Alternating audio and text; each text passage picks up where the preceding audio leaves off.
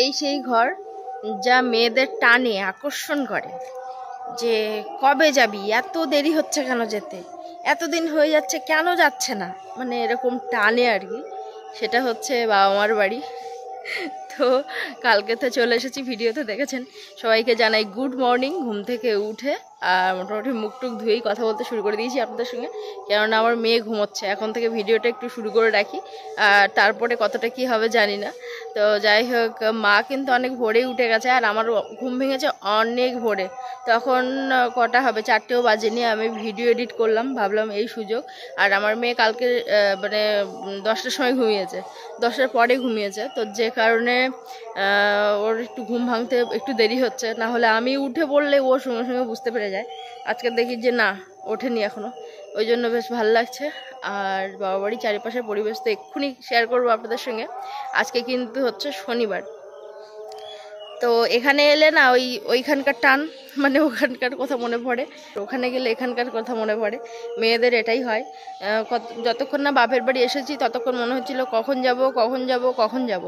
এসে পড়ে এখানে মনে হচ্ছে যে ওখানে তো মিস্ত্রি কাজ করছে আজকে, আর মানে কালকে আর কি, মানে শনিবার রবিবারে রাহির বাবার প্রায় সারাদিনই টিউশন থাকে। তো আমি ছুটি পেলেও সে আর কি বেশি জড়িয়ে পড়ে আর কি সারাদিন। তো যার জন্য মিস্ত্রিদের টিফিন একটুখানি ব্যবস্থা করতে হয়। তো সেটা কি হবে কে জানে। আমি তো বললাম যে অন্তত ভাগ্নেকে বলো বাজার থেকে একটু পরোটা তরকারি এনে দিতে, যে টাইমটা আর কি ওদেরকে টিফিন দেওয়া হয়, তো সেই টাইমটায়। তো দেখা যাক এখনও কী করে, আমি বুঝতে পারছি না। এরকম করলে তাহলে হচ্ছে আমার আর আশাই হয় না। আর বাবা এখনও বাড়ি আসেনি, গতকাল বাবা ছিল না। আর যে ঘটনা ঘটেছে সেটা আগে বলে নিই, না হলে পরে আর কখন ভয়েস আর দিতে পারবো তার ঠিক নেই। মানে আমাদের তো মিস্ত্রি কাজ হচ্ছে বাড়িতে। এবার রাহির পাপা সারাদিন বাড়ি থাকে না, তো বাড়ি কেউ না কেউ থাকলে কি হয়, কাজটা একটু মানে মোটামুটি ভালো হয় আর কি। আর তাছাড়া তো বাড়ি কেউ না কেউ থাকলে ভালো হয়, যেহেতু মিস্ত্রিরা কাজ করছে। আর তাছাড়া বড় কথা হচ্ছে মানে ওদের একটা বারবার করে জল দেওয়ার ব্যাপার থাকে। তারপরে এখন গরমের সময় তো, তারপরে ওদের একটু চা বিস্কুট দিতে হয় আর কি, একটু টিফিন দিতে হয়। তো সেইগুলো বাড়িতে থাকা খুব দরকার। আর মিস্ত্রি যে আসা শুরু করেছে, এরপরে আবার কবে আসবে তার ঠিক নেই, মানে যদি না বলে দিই। আবার এখানে সমস্যা হচ্ছে বাবা রাতে থাকবে না, মানে একটা জায়গায় গেছে যে দিনের বেলা আসবে কিন্তু রাতে থাকতে পারবে না। মা আবার একা থাকতে পারবে না রাতে, মানে মার একটু ভয় করে। মা যেহেতু দেখতে পায় না, তো ওই জন্য মায়ের কাছে রাত্রেবেলা কেউ থাকলে আর কি সুবিধা হয়। তো এই হিসেবে কথাবার্তা হয়েছিল যে ছোটো বোন আসবে, ও আর কি থাকবে। ও অনেকদিন থেকে বলছিল, কিন্তু ওর আবার সমস্যা হয়ে গেছে মাঝে, যে ওর বর আবার ওই কলকাতায় যাবে, আসতে রাত হয়ে যাবে, তো ওই জন্য ও আসতে পারবে না।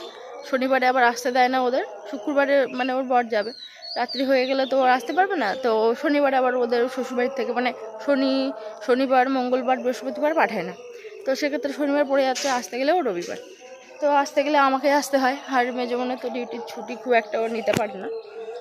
আর ও অনেক দিনের ছুটি জমিয়ে মাঝে মাঝে আসে, ওই 1-2 দিন 3 দিন থাকে, ঠিক আছে। তো হঠাৎ করে ওকে তো ছুটি দেওয়া হয় না, তো ওই জন্য ও আসতে পারে না খুব একটা। আমি কালকে মানে আমি গতকাল সন্ধ্যাবেলা ভাবলাম মা একা থাকবে, তার থেকে যাই হচ্ছে ঘুরে আসি। অনেকদিন যাইনি, যাবো বলছি, তার থেকে ঘুরে আসি।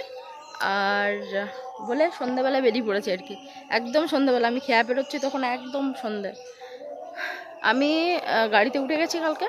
তারপরে ছোটো বোন ফোন করছে, তুই কোথায় আছিস? আমি বলি আমি তো বাড়ি যাচ্ছি। ও বলছে আমিও তো যাচ্ছি। বলছে আমার যাওয়ার মতো পরিস্থিতি না, আমি আরও জোর করে যাচ্ছি। তো ব্যাস, সবাইয়ের অসুবিধা, কিন্তু সবাই আবার এসে পড়ছি। সবাইয়ের অসুবিধা কিন্তু সবাই আবার এসেছি। তো এই করেই ছোটো বোনের সঙ্গে দেখা হয়ে গেল। তো গতকাল রাত্রে এসেছে আর কি ওরা, অনেকটা রাত্রি হয়ে গেছিলো, তার মধ্যে আমি রান্নাবান্না করে রেখেছিলাম। তো তখন দেখি আমার মেয়ে কাঁদেনি, ও আমার সঙ্গেই ছিল। ও দিদার কাছে যাচ্ছে না, কিন্তু দিদা বলে ডাকছে বা একটু দিদার গায়ে হাত দিচ্ছে। তো ওই সময় রান্নাটা করে ফেলেছিলাম। তো ওই জন্য রাতে খাওয়া দাওয়া করে আমাদের গল্প টল্প করতে করতে অনেকটা দেরিই হয়ে গেল শুতে। তো ওই জন্য ওরা এখন ঘুম থেকে ওঠেনি। আর ওরা মোটামুটি ওই 8টা নাগাদ ওঠে। বোন বলে যে 8টা নাগাদ ওঠে, আমার তো 8টার কোনো গল্পই নেই, 5টা থেকেই শুরু হয়ে যায়। আমার মানে সকালে মানে উঠতেই হয় আর কি।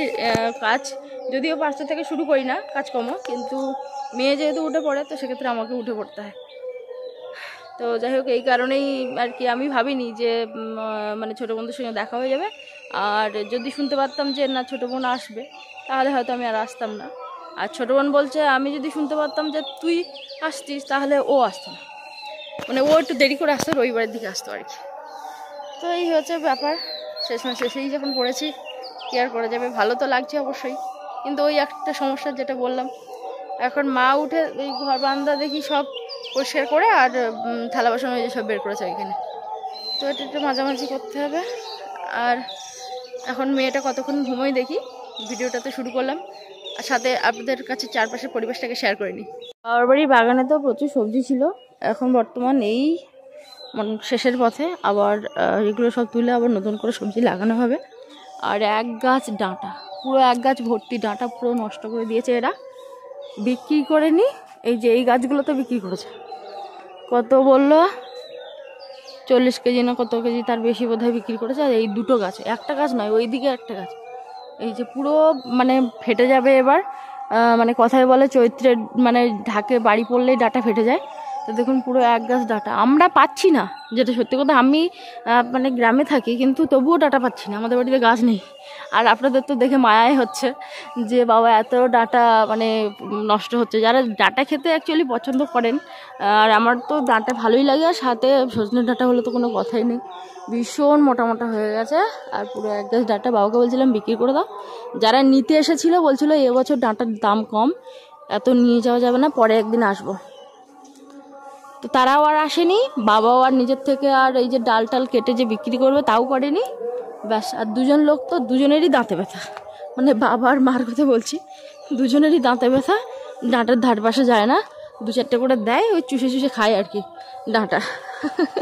আর বাবার তো দাঁত নেই মাড়িতে, তো এই একটা গাছের ডাঁটা, এই একটা গাছের ডাঁটা দেখুন, যাদের আছে মানে তাদের কত নষ্ট হচ্ছে দেখুন, মানে থাকলে কত নষ্ট হয়। আর যারা পাচ্ছি না একদম। বাবা বলছিল আগ বড় হয়েছে, খেতে হবে, বাবা ফোনে সব বলে এটা হয়েছে সেটা হয়েছে। এই গাছের না, এই সজনের মানে জাতটা খুবই ভালো, ভীষণ ফলন হয়। একটু কাছাকাছি বাড়ি হলে নিয়ে যাওয়া যেত, মানে ডাল আর কি, সবজি তো নিয়ে যাই, নিয়ে যাওয়া যেত। আর এটা হচ্ছে গাজর গাছ, কতটা কি গাজর হয়েছে জানি না। এই যে মূলো দেখুন, অবস্থা দেখুন, এই যে বিট, এখানে সব মোটামুটি সব শেষের পথে সবজি। কুল গাছে, ওই যে কুল গাছ ঝুড়ে দিয়েছে, দিয়ে আর কুল পেড়ে নিয়েছে।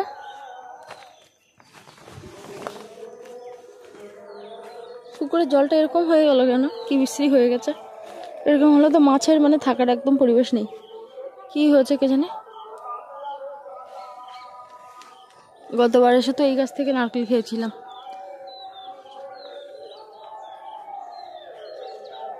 বাবা আমার জন্য নিয়ে গেছিল একটা কুমড়ো, তো এই সকল গাছেই বোধহয় হয়েছিল নাকি কে জানে। এই যে মূলোর অবস্থা দেখুন, মূলো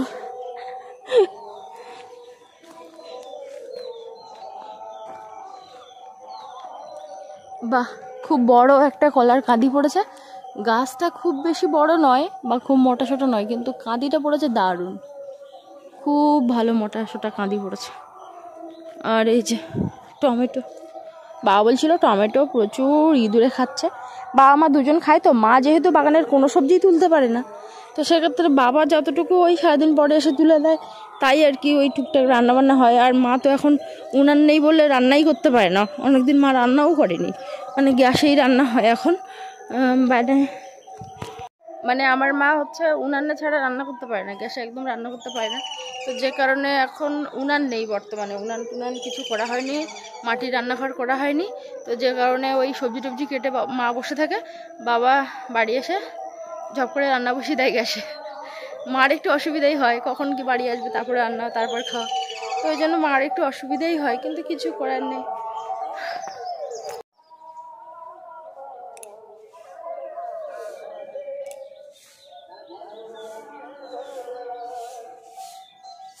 বাবার বাড়ির এই পুঁইশাক গাছের বয়স কিন্তু অনেক অনেক দিন হয়ে গেছে।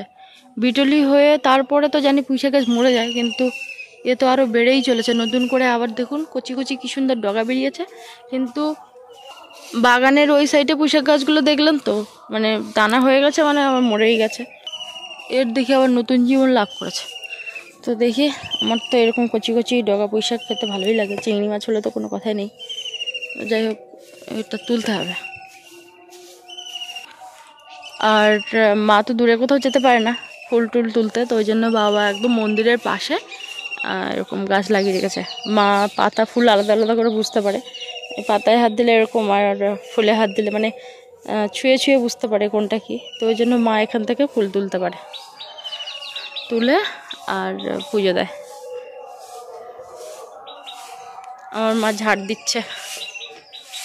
মা পরিষ্কার মা এই জায়গায়। ও বাবা, পরিষ্কার থাকলে হবে না, বাসি যেহেতু মানে একটা দিন পেরিয়ে গেছে, ওই জন্য বলাতেই হবে। আমরা সত্যি কথা বলতে জানো একটু ফাঁকি দিলে বাঁচি। পরিষ্কার আছে যখন, আর এখন আর ঝাড় দিয়ে লাভ কি, পাতা তো নেই। কিন্তু আমার মার ওসব হবে না, কোনো কাজে ফাঁকি দেওয়া যাবে না, একদম ফাঁকি দেওয়া যাবে না। যেহেতু রাত পেরিয়ে গেছে, পরিষ্কার থাকলেও বলাতে হবে ঝাঁটা, বাসি জায়গা ঝাঁটি দাও। এই জন্যেই বারবার করে শুনতে হয় আমাদের। এটা তো প্রচুর শুনি আমি, যে এখনকার বউদের কোনো কাজ নেই, দুটো খায়, রান্না করে, ঘুমায়, কোনো কাজ নেই। এখন তো গরু নেই, মাঠের কোনো কাজ নেই, মাঠের থেকে নাড়া ছিঁড়ে এনে জাল দেওয়ার কোনো ব্যাপার নেই, গোবর খোটা নেই, কিচ্ছু নেই, গরু চড়ানো নেই, কিচ্ছু নেই, শুধু বাড়িতে রান্না করে খায় দেয় আর ঘুমায়। কিন্তু আমরা বুঝতে পারি না যে আমরা বাড়িতে কি করি, কিন্তু সময় নেই হাতে। কি যে করছি, এত কাজ বাদ, তবুও সংসারের কি যে করি সে আমরাই নিজেরাই জানি না, আর শুধু সময় পাই না, শুধু বলি ভীষণ কাজ সংসারে। আমি মাছ দিদি মনে, ও মা তুমি ওঠো ওঠো, আমি মাঝি। মা কি বলছে জানেন, বলছে না না, বাড়িতে তুই সব সময় করিস, একটু বসার সময় পাস না, আমিই করছি। তাই আমি তুমি তাহলে ফাঁকি দেবে কবে? আমি না হয় বাড়ি এসে ফাঁকি দিচ্ছি, তাহলে তুমি ফাঁকি দেবে কবে? না, মা বলছে না না, তুই একটু বস, আমিই করছি। এই যে মা শুরু করে দিয়েছে কাজ। তো মা একটু ধুয়ে মেজে নিই, তারপরে আমি গিয়ে রান্না বসিয়ে দেবো। বোনেরা ঘুমোচ্ছে, ঘুমোক, তার মধ্যে রান্না বান্না করে নেবো। ও মা, এই এত নীল হয়ে গেছে, একটু ব্লিচিং দিতে বলবো তো ওই জায়গাটা, তুমি তো বুঝতে পারো না। হ্যাঁ, ব্লিচিং ব্লিচিং ওই কলের ধারে ওখানে। হ্যাঁ, ওই ট্যাপের নিচে টিচে একদম সবুজ হয়ে গেছে। এই আমার মেয়ে উঠে গেছে, আমার মেয়ে উঠে গেছে। কে তা, কে ঘুমাচ্ছিল কষ্ট করে? তুমি? কি কি কি রাতে ঘুম হয়েছে সোনা? ভালো ঘুম হয়েছে? I am not short, I am penguin size. তাই তো শোনা, ওটা হাবা। হ্যাঁ, ওটা হাবা। ওই হাত পাখাটা নিয়ে বলছে এটা হাবা। আর বাড়ির থেকে আসার সময় বাড়ির থেকে আসার সময় কি নিয়ে এসেছে দেখবেন। আমার মেয়ে বলছে কি এইটা নিয়ে চলো, এটা নিয়ে চলো, এইটা নাও চলো। আর তোমার ফুল কই? মাথায় একটু ঝুটুন বেঁধে দিই। হ্যাঁ ঠিক আছে। শোনা, বেবি কি বলছে? বেবিকে একটু, বেবি কি খায়?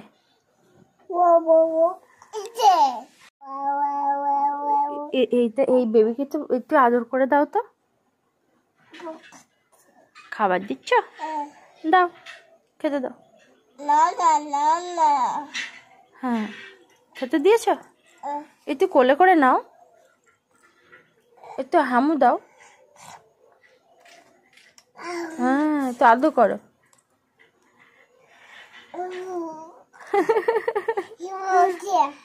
একটু ঘুম পাড়ি দাও তো।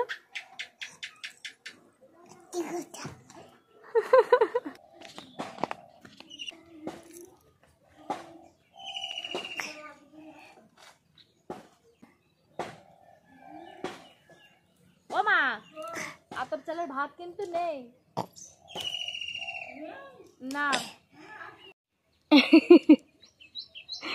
বেবিকে নিয়ে এই যে বেরিয়েছে, ওর ঘুম ভেঙেছে, তারপরে বেবিকে নিয়ে বেরোলো, তাই না না?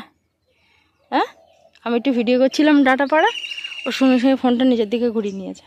আর এত মোটা মোটা হলে তখন আর খেতে ভালোও লাগে না। হালকা কুয়াশা আছে, আর রৌদ্রে উঠেছে বেশ ভালো।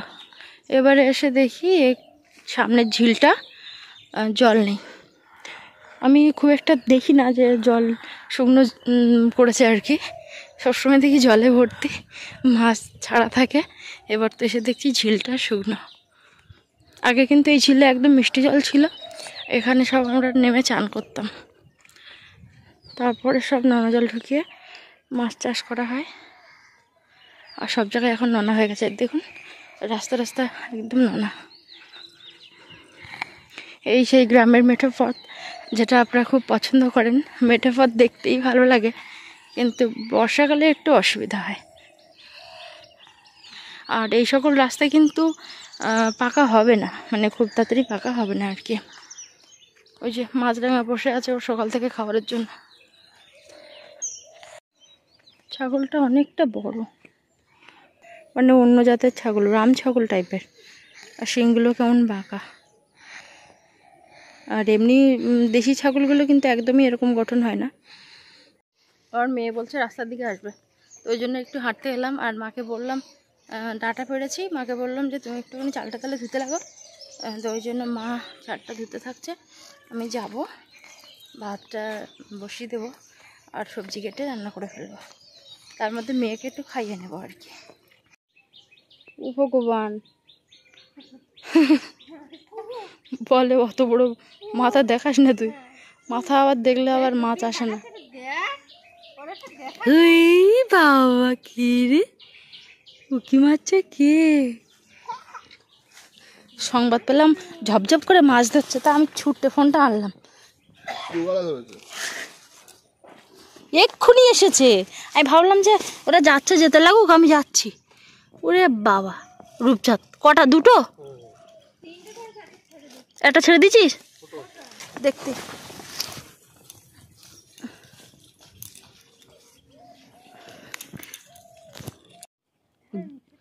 জলটা যেন কেমন বিশ্রী একটা কালার হয়েছে না?